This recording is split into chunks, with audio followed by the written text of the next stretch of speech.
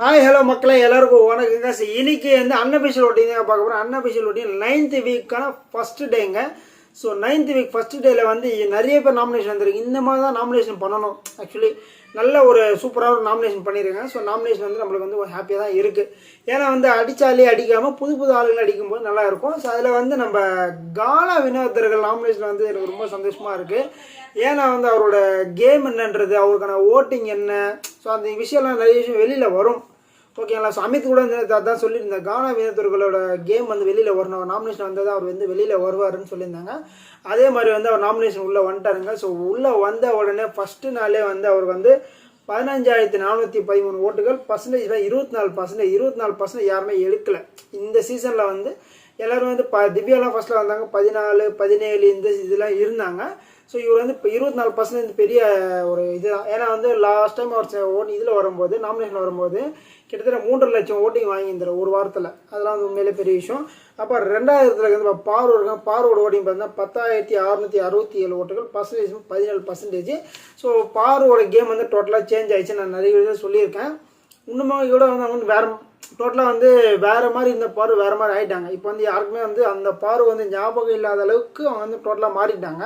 So அதுக்கான கேமும் விளையாட்டுருக்காங்க. But பார்த்தீங்கன்னா ஒரு சின்ன ஒரு மிஸ்டேக் பண்ணுறாங்க. சின்ன பெரிய மிஸ்டேக்கு, இந்த கமருதீனை விடவே மாட்டுறாங்க. அதுதான் வந்து அவங்களோட கேம் வந்து ரொம்ப ஸ்பாயில் பண்ணுற மாதிரி எனக்கு ஃபீல் ஆகுது. கமருதீனை விட்டுட்டு கேம் விளையாடினாங்கன்னா வேறு லெவலாக விளையாடலாம். பட் அதை வந்து அவங்களால வந்து விடவே முடியல. அவர் வீட்டுக்குள்ளே வரைக்கும் எதுவும் பண்ண முடியாதுன்னு நினைக்கிறேன். அவங்கள வந்து அதே மைண்டில் இருக்காங்க பாரு. மற்றபடி கேம் எல்லாம் ஓகே தான் பாரு. ஸோ அதை கொஞ்சம் இம்ப்ரூவ்மெண்ட் பண்ணால் நல்லாயிருக்கும்னு நான் நினைக்கிறேன். ஸோ பாரு வந்து எதுவும் சொல்ல முடியாதவங்கள. அப்புறம் இந்த 3ஆவது இடத்துல வந்து நம்ம திவ்யா இருக்காங்க. ஸோ திவ்யாவோட ஓட்டிங் பார்த்தா 596 ஓட்டுகள், பர்சன்டேஜ் 10% எடுத்துருக்காங்க. ஸோ திவ்யா மேலே நிறைய மக்கள் இன்னும் கூட நம்பிக்கை வச்சுட்டு இருக்காங்க. பட் அந்த நம்பிக்கை வந்து அவங்க வந்து கரெக்டாக வந்து ப்ராப்பராக யூஸ் பண்ணாத மாதிரி தான் இருக்குது.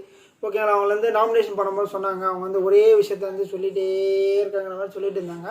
அதெல்லாம் கொஞ்சம் வந்து ஓப்பன் நாமினேஷன் வச்சு அவங்க சொன்னால் நல்லாயிருக்கும்னு நான் நினைக்கிறேன். அவங்க வந்து அந்த வெளியில் வரணும். ஸோ அவங்களுக்கு வந்து மக்கள் அவங்க பார்க்கும்போது திவ்யாவா சூப்பராக விளையாடுவாங்க அப்படின்னு ஒரு மைண்ட் செட்டில் இருக்கும். பட் வந்து இன்னும் கூட வந்து அவங்க அந்த நம்மளுக்கு எக்ஸ்பெக்ட் பண்ணுறது அவங்க கொடுக்காத மாதிரி நம்மளுக்கு ஃபீல் ஆகுது. ஸோ 4ஆயிரத்தில் விக்கல்ஸ் விக்ரம் இருக்கார். அவரோட ஓட்டிங் பார்த்தா 5,546 ஓட்டுகள், பர்சன்டேஜ் 8% எடுத்திருக்காரு. ஸோ விக்கல்ஸ் வந்து டோட்டலாக வந்து அவரும் வேறு மாதிரி ஆகிட்டாருங்க. வேறு மாதிரி இருந்தார். ஹோட்டல் டாஸ்க் வரைக்குமே வந்து வேறு மாதிரி இருந்தார். நான் ரொம்ப சாஃப்ட்டு பொலைட்டு, எனக்கு கோவம் வர்றது, கத்த மாட்டேன், இதெல்லாம் சொல்லிட்டு இருந்தேன். விக்கல்ஸ் விக்ரம் வந்து டோட்டலாக வேறு டைரெக்ஷனில் வந்துட்டார். இப்போ வந்து அந்த பழைய விக்ரமே இப்போ நம்ம பார்க்கவே முடியாது. இப்போ யாரை பார்த்தாலும் கவுண்டர், யாரை பார்த்தாலும் கேலிப்பட்டு, யாரை பார்த்தாலும் கிண்டல் பண்ணுறது, இதெல்லாம் வந்து பண்ணிகிட்டு இருக்காரு. பட் கொஞ்சம் எக்ஸ்ட்ரீம் லெவலில் பண்ணுற மாதிரி தான் இருக்குது. கொஞ்சம் கம்மி பண்ணிட்டாருன்னா ஓகே, பார்க்கறது கொஞ்சம் சுவாரஸ்யமாக இருக்கும், நல்லாயிருக்கும்.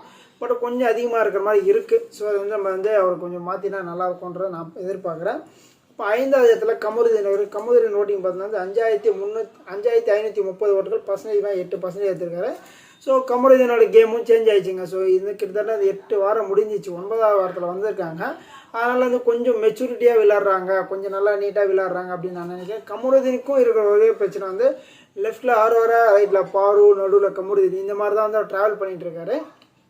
அதுக்கான முற்றுப்புள்ளி வந்து ஸோ நேற்றே வச்சு முடிச்சிட்டாங்க. ஓகேங்களா? ஸோ நேற்று ஒரு முற்றுப்புள்ளி வச்சுட்டாங்க. ஸோ அரோரா வந்து கமருதீன் வந்து மேட்டு என் கூட சேராதுன்ற மாதிரி அவங்கள கட் பண்ணிட்டாங்க. பட் வந்து பாரு வந்து அவரை கட் பண்ண முடியல, என்ன பண்ணணும்னு தெரியல. அவங்க வந்து ரொம்ப கன்ஃபியூஸில் இருக்காங்க. அதே மாதிரி தான் நம்ம கமருதீன் ரொம்ப கன்ஃபியூஷனில் இருக்கார். என்ன பாரு வந்து ட்ராவல் பண்ணமா, அரோராவோட ட்ராவல் பண்ணமா ஒரு கன்ஃபியூஷனில் இருக்கார். பட் எப்போ கிளாரிட்டி ஆவார்னு தெரில. பட் கேம் வைஸ் ஓகே தான், கமருதீனோட இம்ப்ரூவ்மெண்ட்ஸ் இருக்குது, அது வரைக்கும் ஓகே தான். அப்போ வந்து 6ஆவது இடத்துல வந்து சாண்ட்ரா இருக்காங்க. சாண்ட்ரா வந்து போன வாரம் எல்லாம் வந்து 8ஆயிரத்தில் 9ஆயிரத்தில் இருந்தாங்க. இப்போ வந்து 6ஆயிரத்தில் வந்து ஓகே தான். ஸோ சாண்ட்ராவோட ஓட்டிங் பார்த்தா 3,679 ஓட்டுகள், பர்சன்டேஜ் 5% எடுத்துருக்காங்க. ஸோ நான் எக்ஸ்பெக்ட் பண்ணுறது சாண்ட்ராக்குள்ளே ஒரு கேம் இருக்கிற மாதிரி நான் எக்ஸ்பெக்ட் பண்ணுறேன். அவங்க வந்து கேம் விளையாடக்கூடிய கெப்பாசிட்டி இருக்கிற நபர் நான் நினைக்கிறேன்.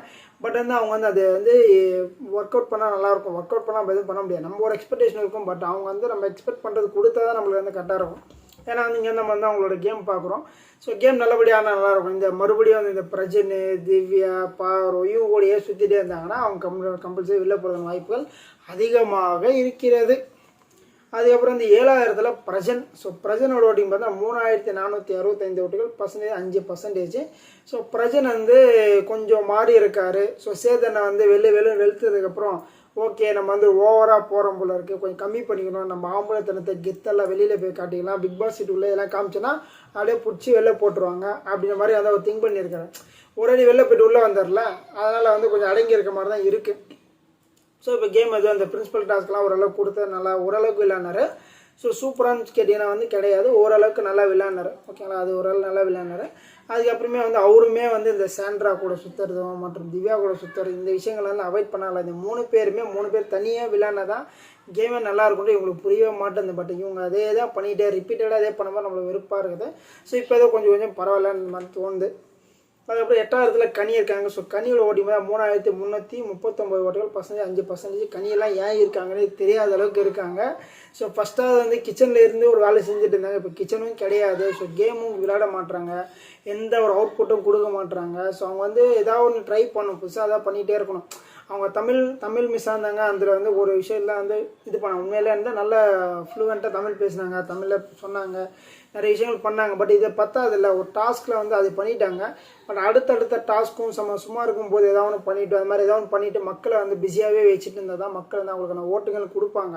ஸோ ஃபஸ்ட்டெல்லாம் கனிக்கான ஓட்டுகள் நிறைய இருந்துச்சு, இப்போ கனி வந்து 8வது இடத்துல வந்துட்டாங்க. அந்தளவுக்கு வந்து முக்கியம் இருக்குது ஓட்டிங்ஸு.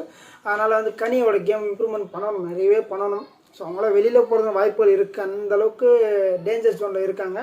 ஸோ 9வது இடத்துல சுபிக்ஷா இருக்காங்க. சுபிக்ஷாவோட ஓட்டிங் பார்த்தா 2783 ஓட்டுகள், பர்சன்டேஜ் 4%. சுபிக்ஷா வந்து என்ன சொல்லணும்னா ஃபஸ்ட்டு கொஞ்சம் ஃபயராக இருந்தாங்க, சில விஷயங்களை கற்றுட்டு இருந்தாங்க, பீ பாக்ஸிங் பண்ணுறதும் கானா பாட்டு எழுதுறதும். அப்புறம் விஜேஎஸ் கிட்ட நல்ல பாட்டு ஒன்று எழுதுறாங்க, இந்த பாட்டு ஓகே தான். பட் வந்து இது பத்தாது. ஸோ ஏன்னா இந்த வீட்டுக்குள்ளே இருக்கிறதுக்கு வந்து இன்னும் நிறைய டிசர்வ்டான திங்ஸ் பண்ணணும். சும்மா இந்த இதெல்லாம் பண்ணால் பத்தாது. இதுலையுமே கொஞ்சம் டிஃப்ரெண்ட்டாக தான் பண்ணி டே பை டே பண்ணிகிட்டே இருக்கணும். விக்கல்ஸ் விக்ரம் பார்த்தீங்கன்னா டே பை டே ஒன்று புதுசாக கிரியேட் பண்ணிட்டே இருப்பார். ஸ்டாண்டப் காமெடி இல்லைன்னு சொல்ல. ஸோ இவங்க அவர் கூட ரொம்ப அட்டாச் ஆகிறதால ஏதாவது கேட்டுக்கலாம். ஸோ என்ன பண்ணலாம் டே பை டே ஏதாவது புதுசாக பண்ணிகிட்டே இருந்தாங்கன்னா ஸோ பார்க்குறது சுவாரஸ்யமாக இருக்கும். ப்ளஸ் அவங்களும் வந்து வீட்டுக்குள்ளே இருக்கிற வாய்ப்புகள் இருக்குதுன்னு நான் நினைக்கிறேன். ஸோ 10வது இடத்துல எஃப்ஜே வந்திருக்கு. ஸோ எஃப்ஜேவோட நீங்கள் பார்த்தோன்னா 2775 ஓட்டுகள், பர்சன்டேஜுக்கு 4%.